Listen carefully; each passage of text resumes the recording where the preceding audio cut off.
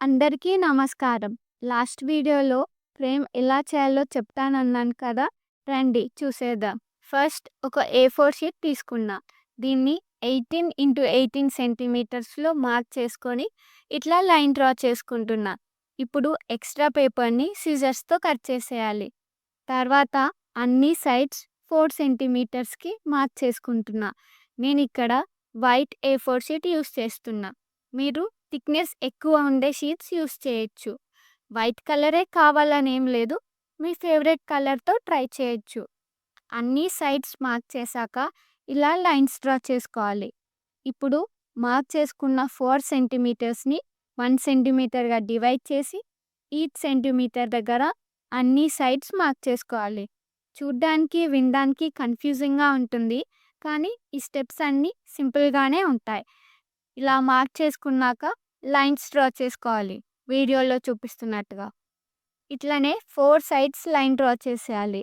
Next ఇట్లా కార్నర్స్‌లో ఉన్న స్క్వేర్స్‌ని cut చేసుకోవాలి. అవి అవసరం లేదు.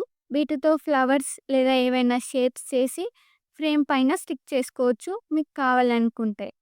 ఇప్పుడు ఏదైనా 2 ఆపోజిట్ సైడ్స్‌లో 1 సెంటీమీటర్‌కి మార్క్ చేసుకోవాలి. ఇట్లా మార్క్ చేశాక లైన్ డ్రా చేసుకోవాలి. ఇక్కడ జిగ్‌జాగ్‌గా లైన్స్ డ్రా చేసుకోవాలి ఆపోజిట్ సైడ్స్‌లో. తర్వాత వీటిని సీజర్‌తో కట్ చేసేయాలి. నేను చెప్పింది అర్థం అవ్వకపోతే వాయిస్ ఇగ్నోర్ చేసి వీడియో చూడండి, అర్థమవుతుంది. కట్ చేసుకున్నాక ఇప్పుడు స్కేల్‌తో మనం డ్రా చేసిన లైన్స్‌ని లైట్‌గా ఫోల్డ్ చేసుకోవాలి.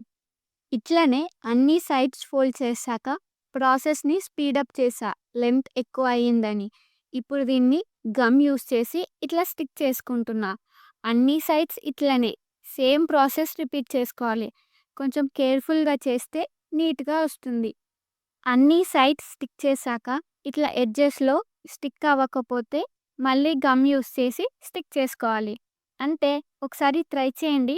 నచ్చితే లైక్ చేయండి. ఎలా ఉందో కామెంట్ చేసి క్రియేటివ్ వీడియోస్ కోసం సబ్స్క్రైబ్ కూడా చేసుకోండి.